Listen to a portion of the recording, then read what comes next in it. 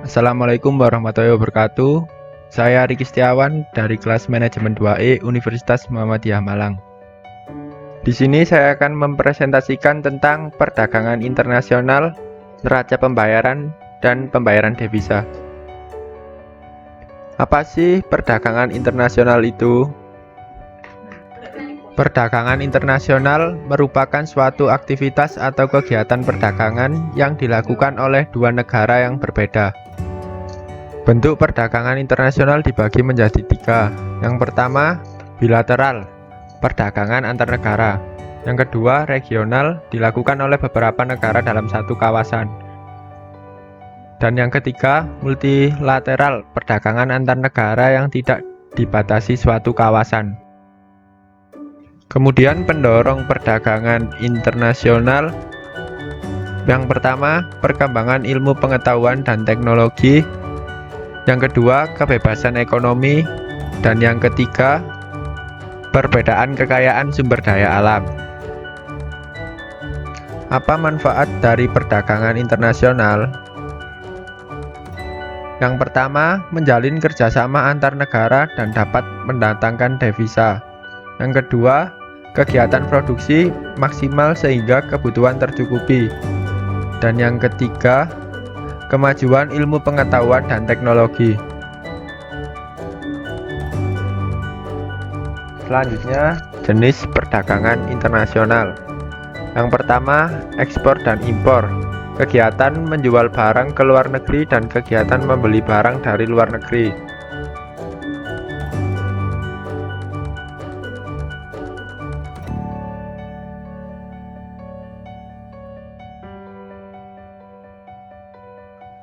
Yang kedua, barter. Kegiatan transaksi dengan saling menukarkan barang satu sama lain.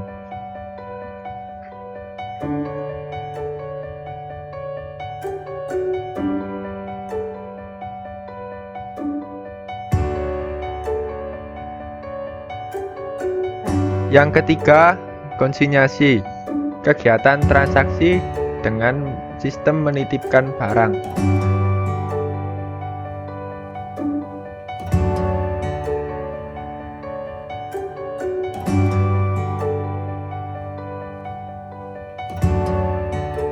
Dan yang keempat, border crossing.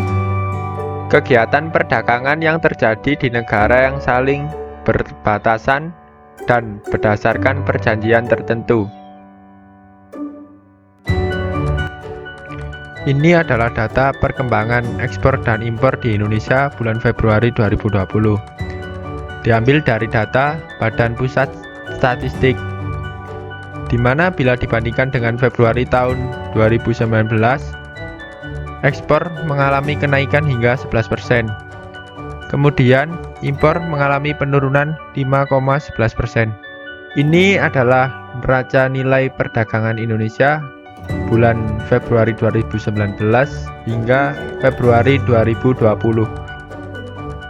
Berikut adalah negara-negara yang melakukan kegiatan ekspor dan impor non-migas di Indonesia bulan Februari 2020.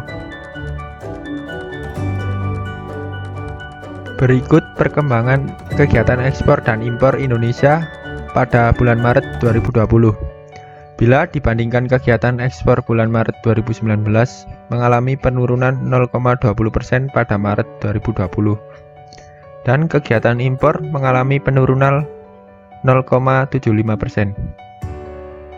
Dan ini data neraca nilai perdagangan di Indonesia pada bulan Maret 2019 hingga bulan Maret 2020.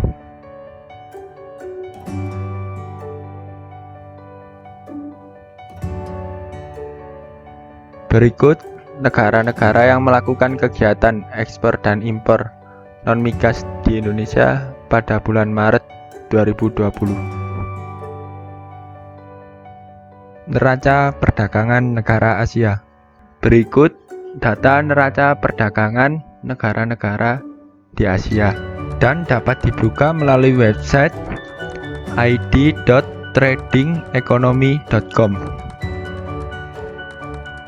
Kemudian, apa sih neraca pembayaran itu? Neraca pembayaran adalah suatu catatan aliran keuangan yang menunjukkan nilai transaksi perdagangan dan aliran dana yang dilakukan di antara suatu negara dengan negara lain dalam suatu tahun tertentu.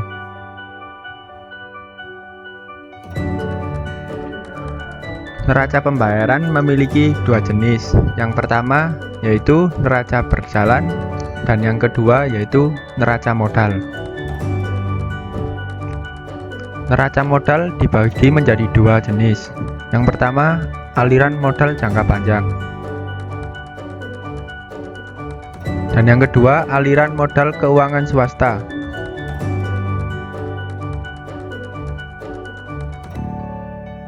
Neraca pembayaran memiliki tiga mekanisme. Yang pertama, price effect, penyesuaian melalui perubahan harga-harga atau mekanisme harga.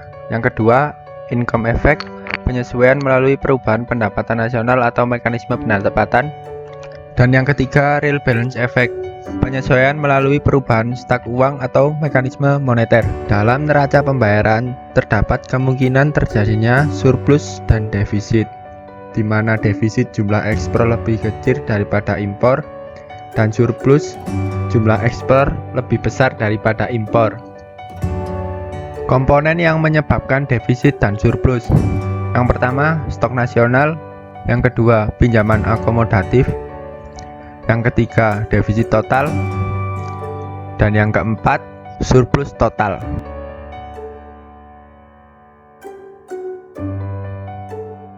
Ini adalah struktur dasar dari neraca modal.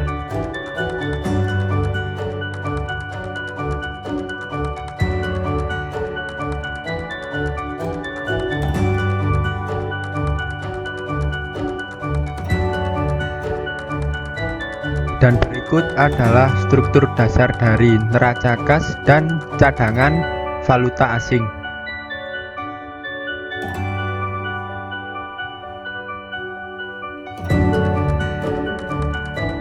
Cadangan valuta asing. Dan berikut ini adalah definisi dari cadangan valuta asing.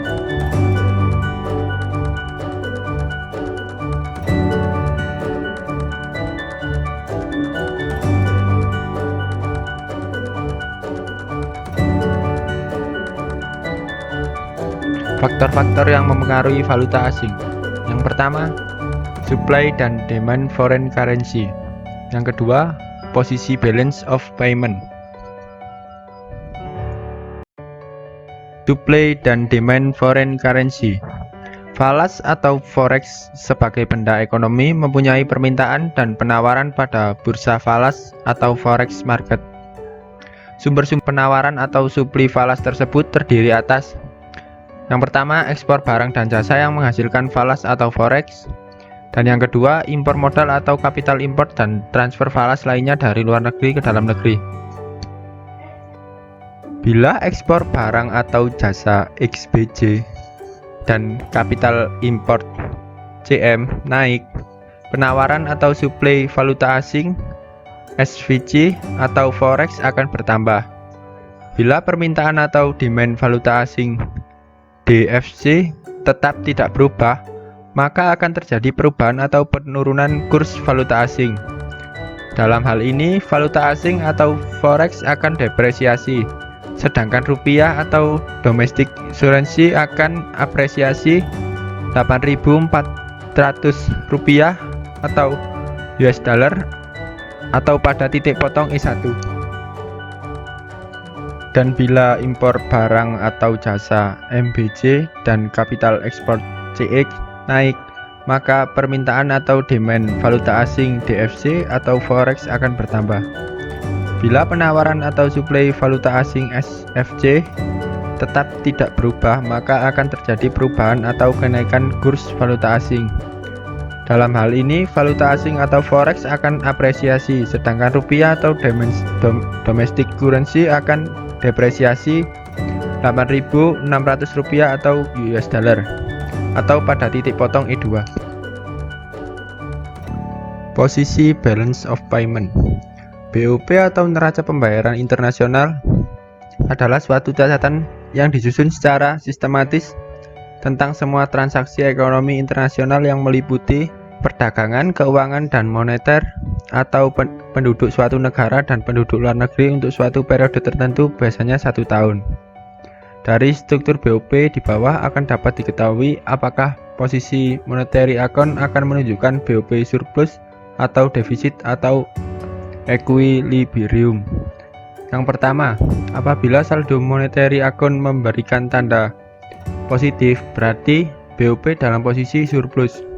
Dan yang kedua, apabila saldo monetary account memberikan tanda negatif, berarti BOP dalam posisi defisit. Cadangan devisa. Cadangan devisa atau foreign exchange reserves adalah simpanan oleh bank sentral dan otoritas moneter. Fungsi cadangan devisa. Yang pertama, mengimpor barang konsumsi, bahan baku industri, dan barang modal. Yang kedua, melunasi jasa pihak asing seperti jasa perbankan, asuransi, pelayaran, penerbangan, perekayasaan, wisatawan Indonesia, dan sektor jasa lainnya. Membiayai kantor perwakilan pemerintah Indonesia, kedutaan, atau konsulat di luar negeri. Dan yang keempat, melunasi utang luar negeri. Kemudian, cadangan devisa memiliki 2 jenis, yaitu cadangan resmi dan cadangan nasional. Cadangan devisa resmi yaitu cadangan milik negara yang dikelola, dikuasai, diurus, dan ditata diusahakan oleh bank sentral seperti Bank Indonesia. Yang kedua, cadangan devisa nasional yaitu seluruh devisa yang dimiliki oleh perorangan, badan atau lembaga, terutama perbankan yang secara moneter merupakan kekayaan nasional atau termasuk Bank Umum Nasional.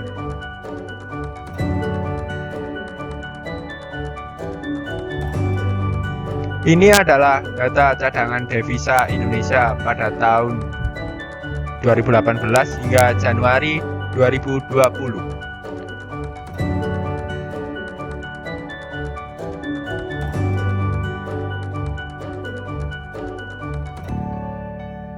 Terima kasih sudah menonton, semoga bermanfaat.